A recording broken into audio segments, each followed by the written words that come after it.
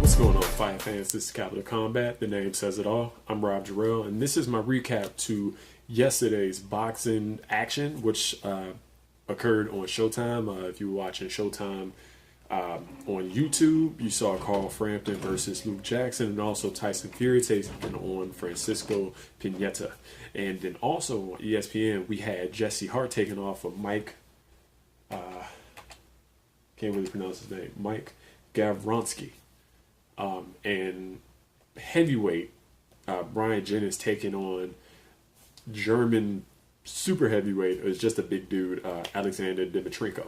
So I'm going to start with the Showtime card that featured, and to start off with, that featured Tyson Fury on the comeback trail, taking on Francisco Pineda. Okay, so Mr. Fury, the Gypsy King, whatever you decide that you want to call him, has been on the comeback trail. He's had his first fight back was against Sefer Seferi, and then he took on Francisco Pineda, who is, if I'm not mistaken, out of Germany. I'm sorry, he was born in Italy, but he's based out of Germany. And what could honestly be seen as a high-profile sparring match. There was Pineda was there to just pretty much take Tyson Fury rounds, and that's exactly what's happening for. Tyson Fury got a 10-round unanimous decision in which he still showed off really good ring movement, a good jab, and doing those little things that he does. Now, granted, it was a 10-round decision, if I'm not mistaken, versus a guy who fought southpaw, but really was not there to present too much of a challenge. Francisco Pineda really didn't let his hands go too often. He tried to pull that jab and get on the inside, but Fury, being bigger, having that longer reach, and a little bit more, well, not a little bit more, but more educated with his jab, more active, really got the rounds in to remain in shape and to set up a win, and that win set up a December matchup versus the WBC champion who was in attendance, Deontay the Bronze Bomber Wilder. Again, I really couldn't say much of this fight. I tried to watch it, started falling asleep a little bit, but Tyson Fury still showed he still has really polished skills.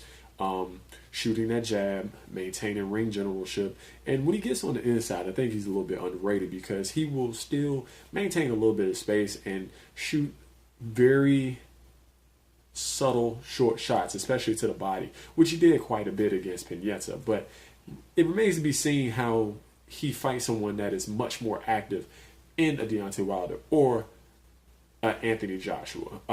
When he fought Vladimir Klitschko, he made Klitschko very hesitant to throw, and that's not going to be the case with Deontay Wilder. He may start off slow, but once he starts finding a rhythm, he's going to find his target. It's just, can Tyson Fury stake it out and make him miss as much or as often as possible in order to get the win? So he's still moving along. He got 2 low-profile wins, but he's staying in shape, getting rounds in.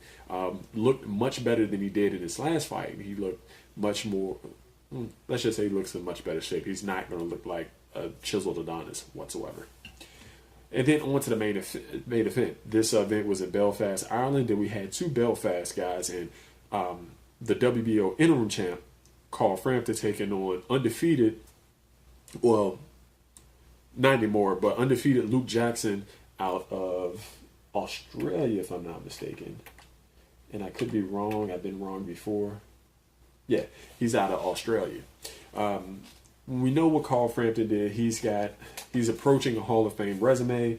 He's 26-1 with the lone loss being to Leo Santa Cruz, which I would like to see them fight a third time. But he's got notable wins versus Leo Santa Cruz, Nonito Donaire, Scott Quigg, Kiko Martinez, Chris Avalos. So in this fight, Luke Jackson took a major step up in competition. He was 16-0 going into this fight, but there was no actual opponents of note.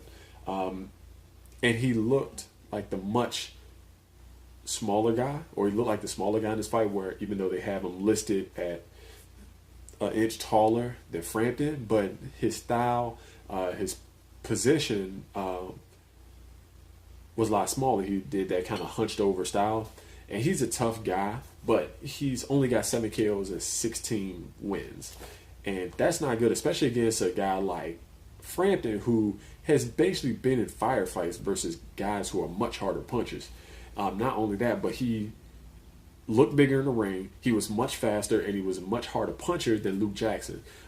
Luke Jackson just couldn't get off first, and he was through most of the fight trying to counterpunch Frampton, but Frampton was just way too tight with his punches. And when Luke Jackson did turn it up, he really couldn't land anything that would bother Carl Frampton. And Carl Frampton kind of switched to counterpuncher to taking a fight to Luke Jackson until he scored a knockdown in the 8th round. If I'm not mistaken, that was the 8th round, where he threw a little uppercut on the inside.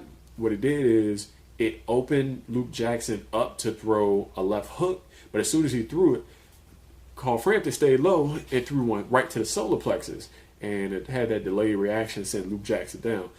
Luke Jackson has a great motor. He's tough, so he got right back up and made it through the round. But in the 9th round,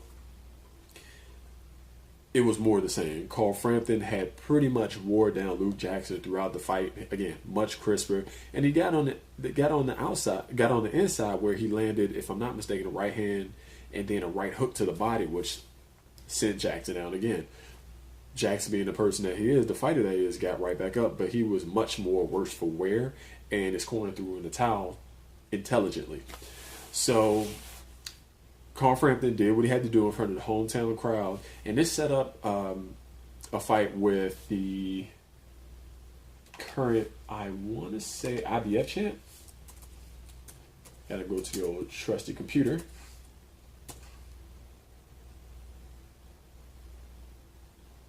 I think he is, yep, he's the IBF featherweight titleist. Josh Warrington, who is currently undefeated at 27-0, but only has 6 knockouts, and he has decent names on his resume in Lee Selby, Kiko Martinez, Patrick Hyland, but I don't think he's fought anyone that has the ability of Carl Frampton, and that's going to be a great hometown fight, which should end up somewhere in either Manchester, Belfast, or Yorkshire, I believe. So we're going to move on to the ESPN event. Jesse Hart taking on a Mike Gavronski, and he's on the comeback trail after taking the loss to Gilberto Ramirez, which was his first loss. And Jesse Hart is 25-1, but he has 21 KOs. And in this fight, he won by TKO, his 3rd straight knockout since that loss to Gilberto Ramirez. And I think he's back with something to prove in the super middleweight division, which I'm not going to say is not deep. It's just really no household names. You have Benavidez, you have DeGale, you have Groves, and you have Ramirez, but nothing was like that's just eye popping to you. So plenty of talent, but no household names, and he wants to be that household name. And if I'm not mistaken, Jesse Hart stopped him it was early, and it was with a beautiful 1-2, which Gavronski was just not ready for. I'm sorry, it was the 3rd round. He's been impressive. I think this will set up a fight with DeGale, or it's kind of hard to say. It's really hard to say. I think he's just trying to stay active because this is his 3rd fight this year, and it's only August, and I can see him fighting again in maybe November or December. So stay tuned, because the Philadelphian is really hungry right now. Well, he's always been hungry, but he is hungry. He's been beating the people that they put in front of him, but the only time that he's had a true step up in competition, he lost by unanimous decision. And that leaves the heavyweight division with Brian Jennings versus Alexander Dimitrenko. Brian Jennings has 2 one knockout loss to Luis Ortiz. Then he also lost to Vladimir Klitschko. I don't think that was by knockout. No, that was by unanimous decision. So he took on the 6'7", 6'8" German in Dimitrenko, who has been around the block with a bunch of people at 35-5 and 34-4-1. I'm sorry, just kind of lost where that was. I mean, he's seen Joseph Parker. He's seen Kubrat Pulev. Did he fight one of the Klitschkos? Yeah, I thought he fought one of the Klitschkos. But he's been around for a while. And he hadn't had a loss since the Joseph Parker fight. The big knock on him, the three losses, they were 2 KOs, was how tough could Dimitrenko be? And in this fight, Brian Jennings would sometimes use his jab great, and then sometimes would get kind of lazy. And I think he did a good job of walking Dimitrenko down, who was moving around the ring well, and just shooting that jab out there, and would throw the right hand ever so often, and did a good job of landing the uppercut on the inside. But Brian Jennings is even with the 84-inch arm reach, is a much better inside fighter than you would give him credit for. He did land a good right hand early in the fight, but his jab, when he snaps it out there, he is such a much better. But when he pulls it out there or pushes it, then it opens him up to any kind of counters, and that's exactly what happened in the fourth round with Dimitrenko. Dimitrenko threw over the jab of Brian Jennings, and it sent him crash to the ground. Thankfully, it was at the top of the head, which is the hardest part of the head, and he got immediately back up. Dimitrenko thought that he could end the fight early, but he didn't do a great job of trying to finish him. Brian Jennings maintained that high guard, and as the round wore on, he started trying to walk Dimitrenko down again. And that's what it was most of the fight. Kind of pull the jab out there and really try to get that right hand. But Dimitrenko, as the fight wore on, you can see his hand started to drop lower and lower and lower. And that's where Brian Jennings had more success as the fight wore on. Dimitrenko wanted to open up. That's not good because Jennings maintains a very high guard walking in. And then the middle rounds, he didn't really throw the jab as much. What he did is he would lead off with the right, or he would lead off with the right quite a bit. The problem is he would only throw about one punch at a time. He never really followed up with that right hand when he threw the jab. And I mean, if you're not going to make him pay for landing, then there's no point of throwing the jab out there. And a lot of times he really waited to unload until Dimitrenko got against the ropes. Granted, that's what you want to do when you have him up against the ropes. But he probably could have did himself a few more favors letting the hands go with the 1-2 or the 3-2. But later on in the fight, I want to say in the 8th round, that's when you saw the beginning of the end for Dimitrenko, because he threw a jab and Brian Jennings threw the lead left. Yes, he did it through the lead left. Now, it didn't look like it hit Dimitrenko that hard because it was delayed reaction, but he hit him right on the temple. And you could tell when Dimitrenko, he was throwing that right hand and he threw it after it landed. If you look at his legs, he was much more worse for wear. And that's when Brian Jennings jumped on top of him and made sure to get on the inside. He really worked the uppercuts very well. Like I said, if you know about Philly boxing, they really know how to create space, especially on the inside.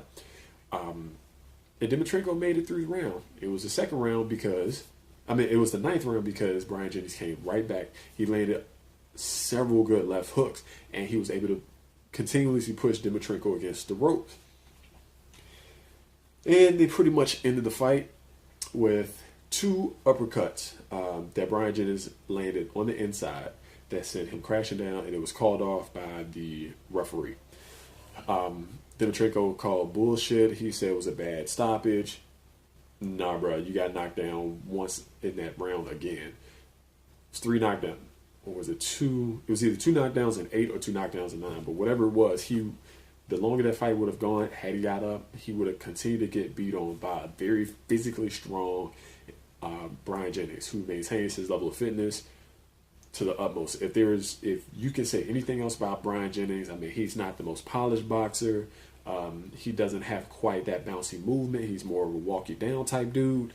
Is very well conditioned. I follow this guy on Instagram, and sometimes when I see him work out, that amps me to get workout, because he's usually really pushing himself. And to not be the biggest guy, you want to have a really good gas tank. And with that good gas tank, as your opponent gets tired, you can maintain your level of activity. And as the fight goes on, your chances for a knockout go up. That's all I got for you today. Tell us what you think of this weekend's fights. They kind of flew under the radar, but thankfully they were televised and they were free on YouTube, which, I mean, hey, YouTube is free. Why wouldn't you watch it?